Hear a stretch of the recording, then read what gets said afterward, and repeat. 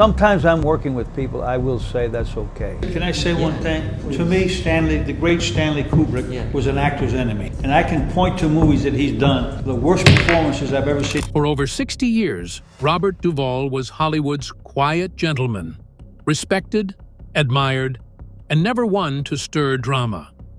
But at 94, the Oscar-winning legend finally broke his silence, revealing the truth he'd buried for decades.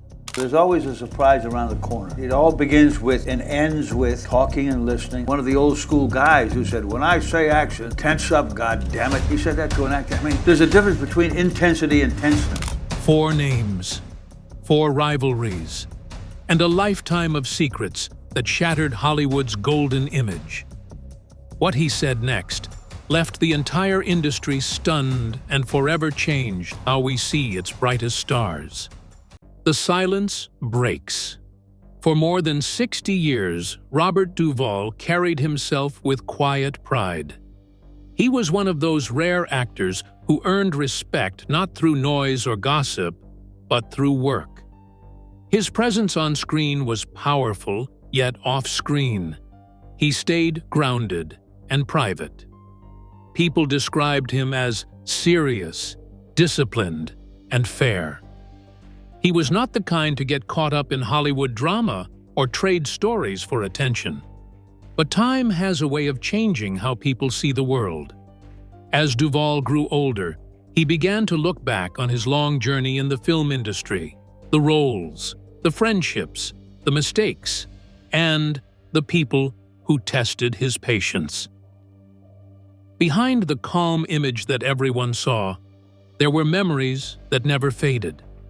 Some were of success and gratitude. Others were of bitterness that he had carried quietly for years. In an interview that surprised even those who had known him for decades, the 94-year-old actor finally decided to speak about the side of Hollywood that few had ever heard from him. His words were careful, but they carried a weight that no one could ignore. He said there were 4 people in his career he simply could not stand. For a man who had spent most of his life avoiding controversy, this was shocking. People close to him said that he had held these feelings for years, but never felt it was the right time to speak. When asked why he decided to open up now, Duvall smiled and said, "At this age, what am I waiting for?" It was not anger that pushed him to speak, but a sense of truth. He felt that the stories told about Hollywood were often too polished, too kind. He had lived through moments that were far from glamorous, moments where ego and jealousy ruled more than talent or teamwork. Those who knew Duvall well said that this decision came from reflection rather than resentment. He had spent many evenings rewatching old films, interviews, and documentaries about Hollywood's golden years. Many of them painted a picture of friendship and mutual respect among actors. But Duvall knew that not all of it was true. He had been there. He had seen the side that cameras never captured. The final moment that made him speak reportedly came during a tribute event for his lifetime achievements. As he sat in the audience watching clips of his most famous scenes, the screen also showed the faces of people he could never forget. The narrator spoke about teamwork and artistic bonds, but Duvall remembered something very different. He remembered one actor who deliberately ruined takes to humiliate others, another who spread lies behind closed doors, and one who tried to take credit for his work. He realized that staying silent had allowed false stories to become accepted as truth. He felt that it was time to correct the record, not for revenge, but for honesty. Even the best films, he said, are not always born from harmony. Sometimes they come from tension and pride, but that is part of what makes them real. When the interview aired, the world listened carefully. People expected vague remarks or careful hints. Instead, Duvall named names. The truth was finally out, and Hollywood would never look the same again. But before naming them, Duvall revealed why he broke his silence now, and that story was more emotional than anyone expected. The trigger. Robert Duvall's decision to finally speak out didn't happen overnight. It wasn't a burst of anger or bitterness. It was something that built up slowly, like a quiet storm gathering over years of reflection. For most of his life, Duvall had been the kind of man who separated work from emotion. He showed up on set, did his job, and went home. But as he began revisiting documentaries and retrospectives about his career, something started to bother him deeply. The way those programs told his story, and the story of the industry, felt fake. Every documentary spoke of harmony and creative partnerships. Every interview clip painted a picture of lifelong friendships and perfect teamwork. But Duvall remembered something very different. He remembered the frustration of watching people lie to cameras about how close everyone was on set, even when he knew that behind the scenes, voices had been raised, tempers had flared, and friendships had broken. "They make it look like we were one big happy family," he once told a close friend. "But I remember who tried to get me fired. I remember who stole my work and called it collaboration." It all reached a breaking point during a special tribute ceremony held in his honor. The event celebrated Duvall's long and extraordinary career. The screen played a montage of his best performances, scenes from The Godfather, Tender Mercies, Apocalypse Now, and Lonesome Dove. The crowd applauded, and his name was met with warmth and admiration. But as Duvall watched, he saw something that made his stomach twist. Many of those scenes included actors he could barely stand to look at. And while the host spoke about deep artistic bonds and decades of friendship, Duvall quietly shook his head. The truth was nothing like that. He remembered one actor who used to deliberately step on his lines, ruining good takes just to draw attention away from him. Another had spread lies behind his back, trying to paint him as difficult. One had tried to get him replaced in a role that ended up becoming one of his most memorable performances.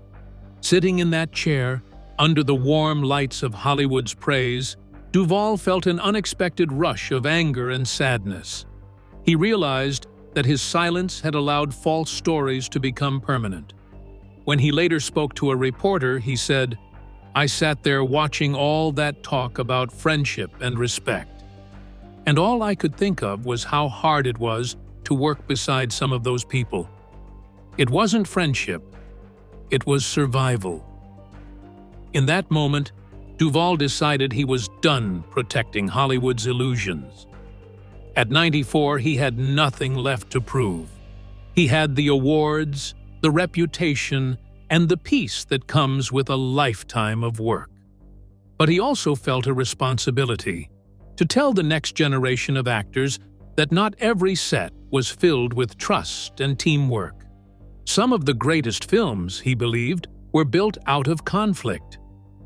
Even the greatest performances, he said, come from tension. Sometimes, the best scenes come out of people who can barely look each other in the eye. So when the time came, he sat down with the interviewer and began his confession calmly.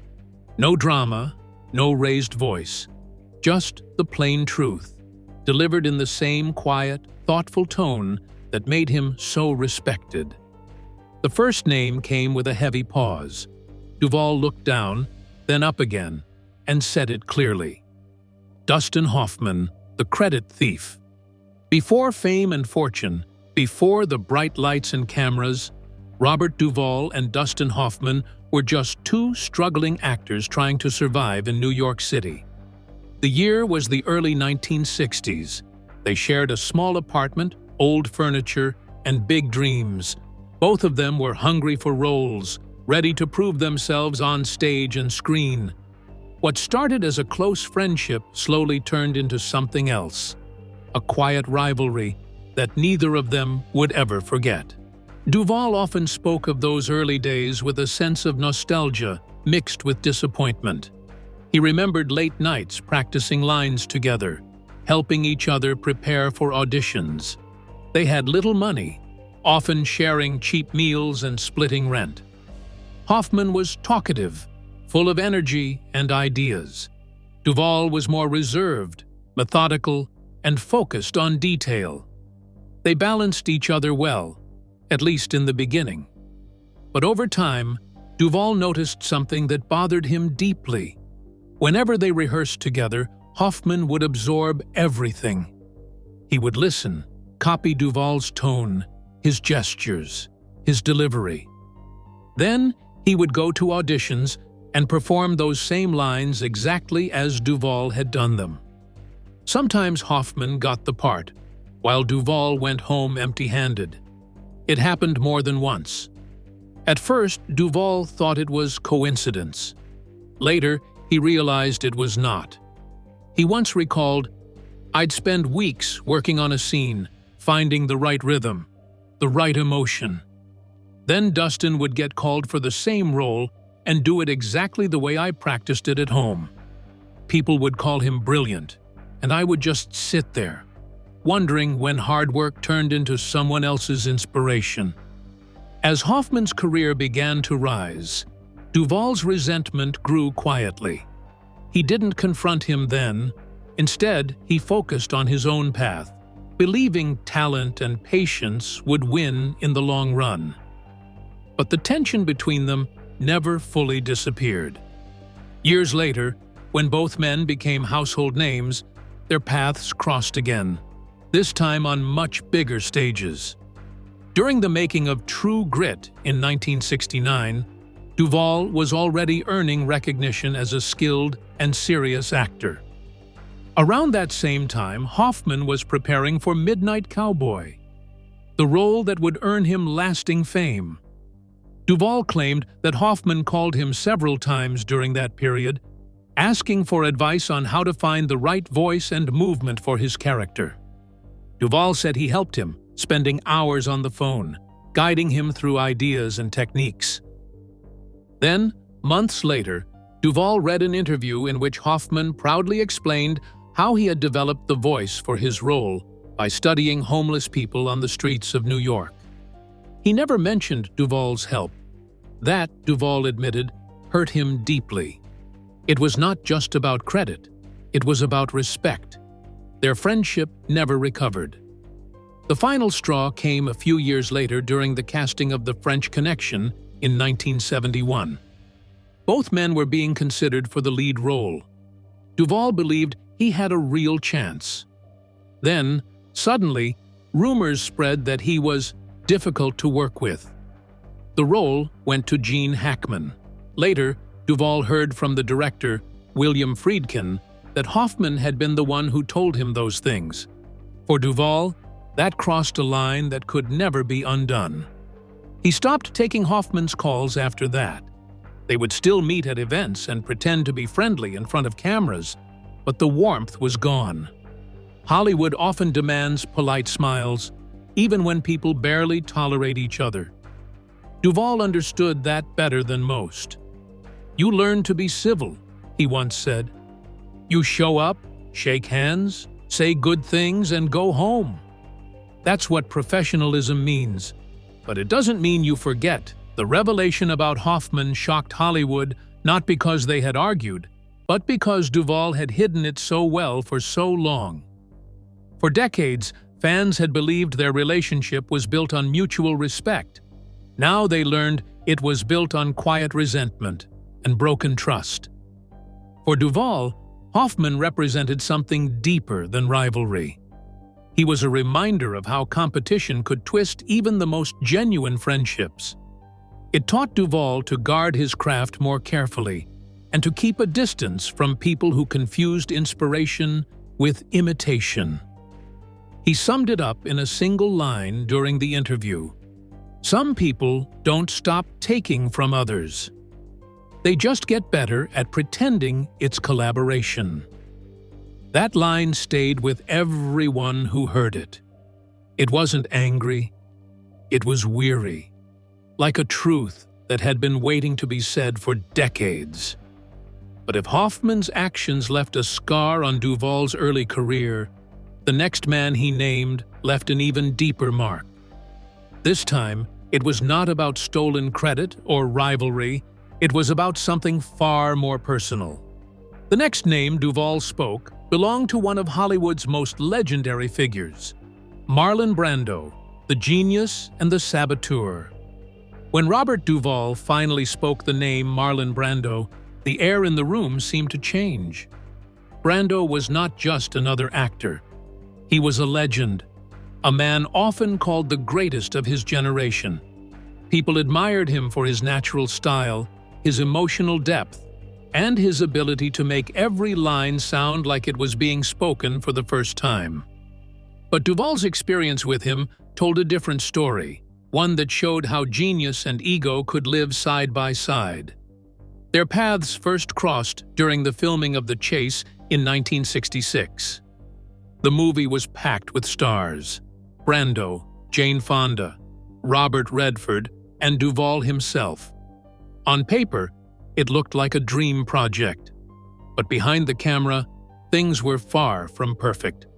Brando was already known for being unpredictable. He would show up late, refuse direction, and often change his performance without warning. Some called it brilliance. Duvall called it sabotage. From the start, Duvall could see that Brando worked differently. He did not rehearse much, and he rarely followed the same approach twice. At first, Duvall respected that. He even admired the way Brando brought freshness to each take. But soon, he realized that this freedom came with a price. Brando's constant changes made it impossible for others to deliver consistent performances. Scenes became chaotic because no one could predict what Brando would do next. The tension between the two men grew quietly but steadily. Duvall valued discipline. He believed in structure, preparation, and respect for the work of others. Brando believed in instinct and power. He liked control, even if it meant creating confusion around him. Their differences soon clashed. One day, during the filming of a key scene, Duvall was supposed to deliver an emotional monologue. It was one of his most important moments in the movie. The camera was rolling, the lights were perfect, and Duvall was ready. But just as he began his lines, strange sounds started coming from off-camera. They were small, barely noticeable, but enough to ruin the take. It happened again and again and again.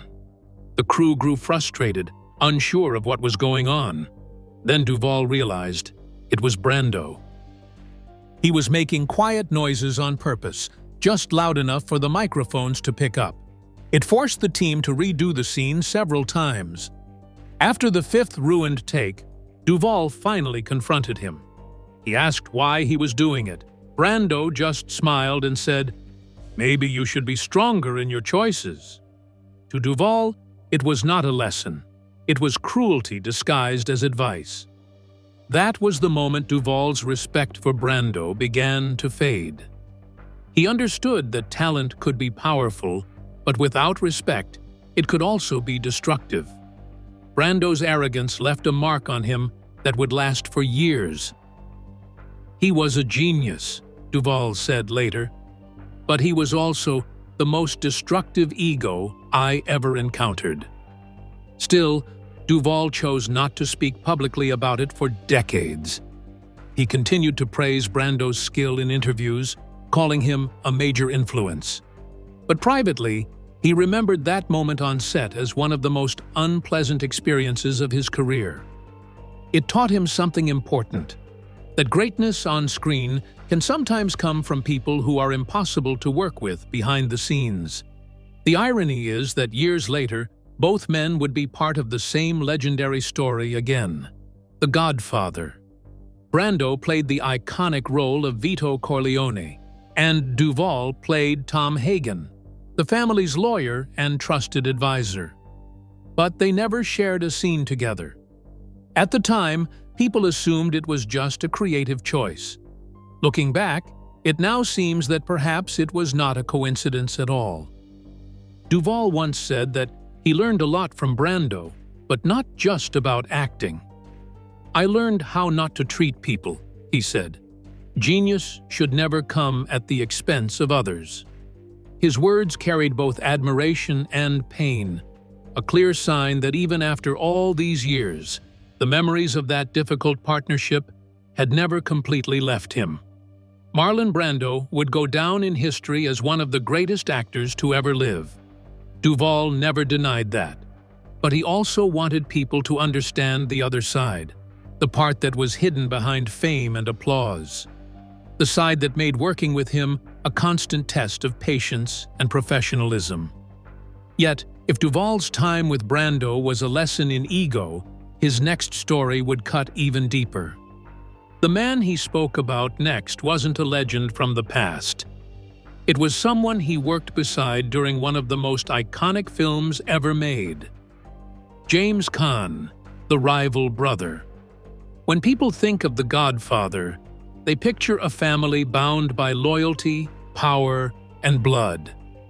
On screen, Robert Duvall and James Caan played brothers in spirit. Tom Hagen, the calm and strategic lawyer, and Sonny Corleone, the fiery and impulsive heir. Their chemistry made their scenes unforgettable, but behind the camera, the warmth between them didn't exist. Duvall later revealed that their working relationship was cold, tense, and competitive from the very beginning. During rehearsals for The Godfather, the tension started to show. Duvall was known for his quiet preparation and focus.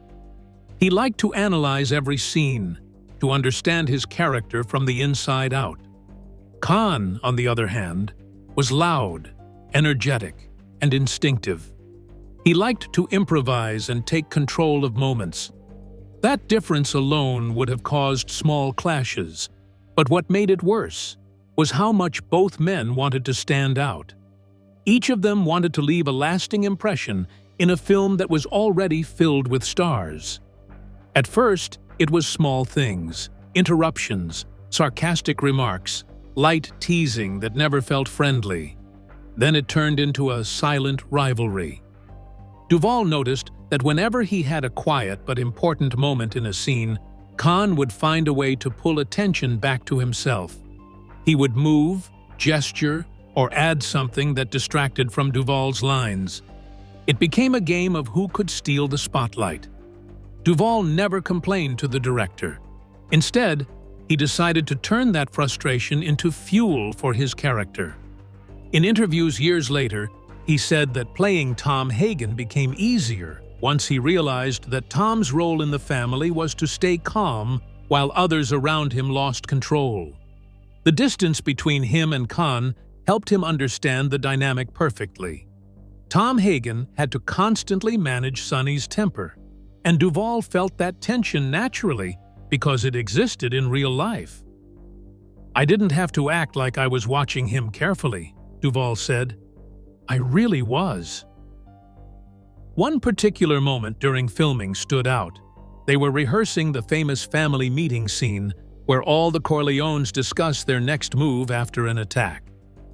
Between takes, Duvall was quietly discussing his lines with director Francis Ford Coppola when Caan made a remark that caught him off guard. With a smirk, he said something about Duvall overthinking his secretary role. It was meant as a joke, but Duvall didn't take it that way. From that day on, he stopped trying to connect with Caan off camera. He would show up, do the work, and leave.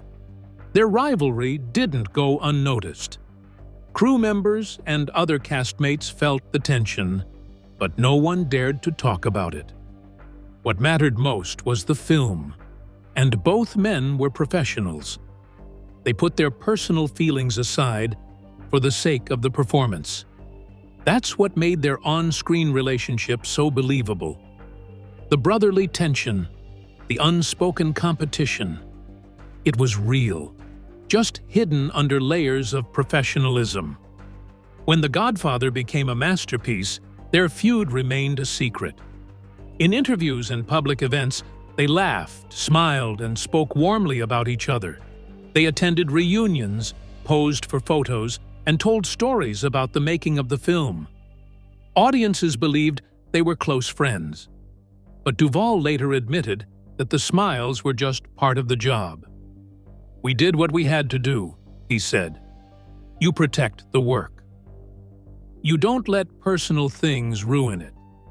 Over the years, their relationship never truly healed.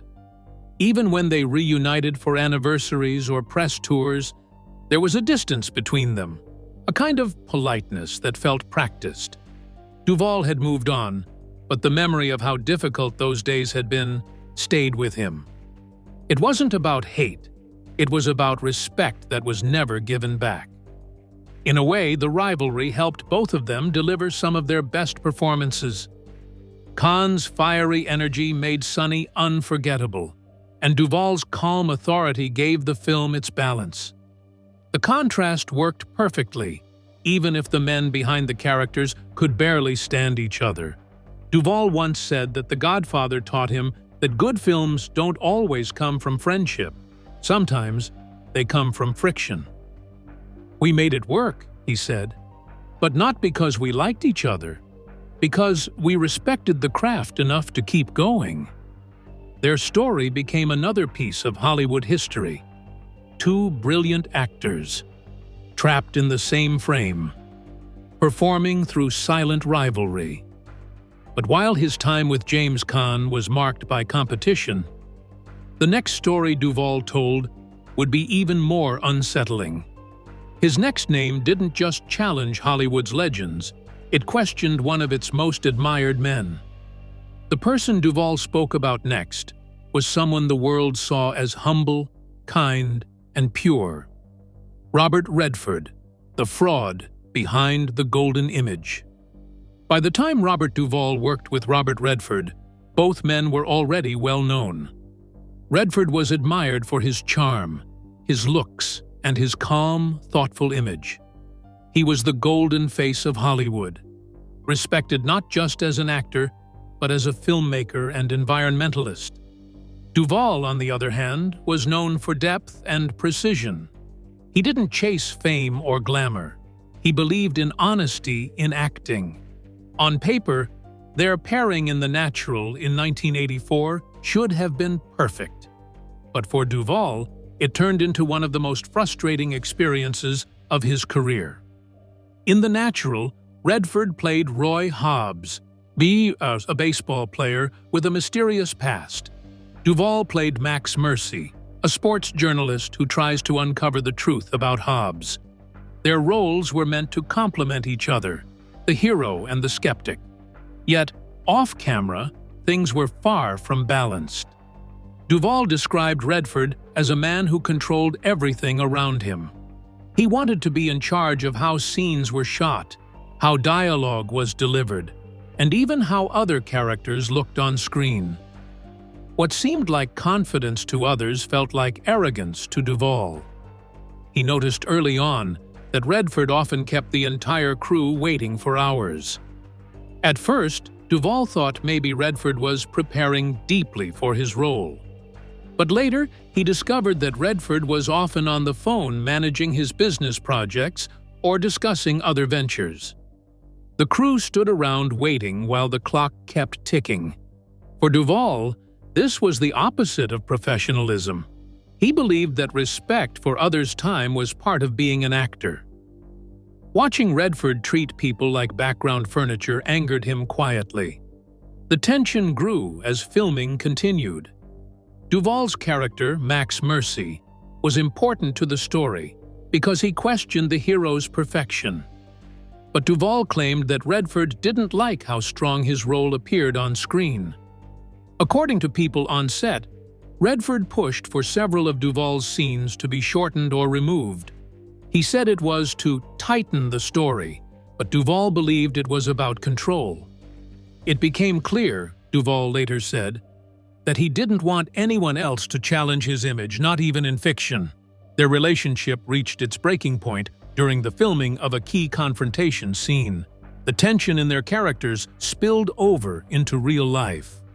Duvall remembered that Redford stayed distant between takes, barely speaking to anyone. When Duvall tried to discuss the scene, Redford dismissed him with short answers. The atmosphere felt cold and uncomfortable.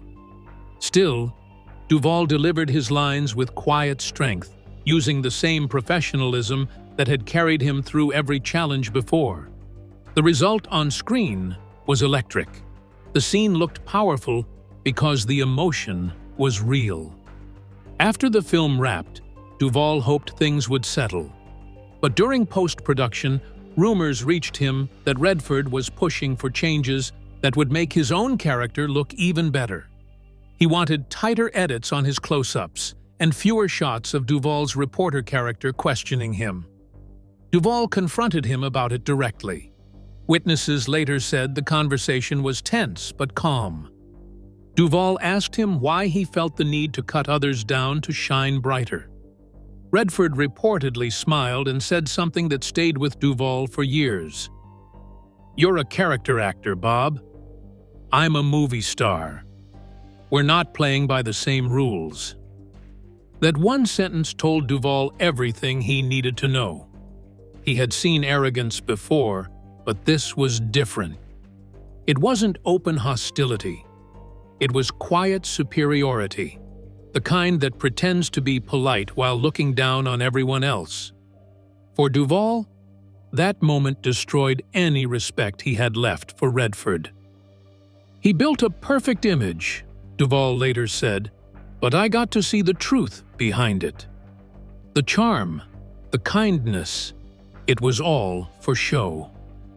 What made it worse for Duvall was the contrast between Redford's public image and his behavior on set.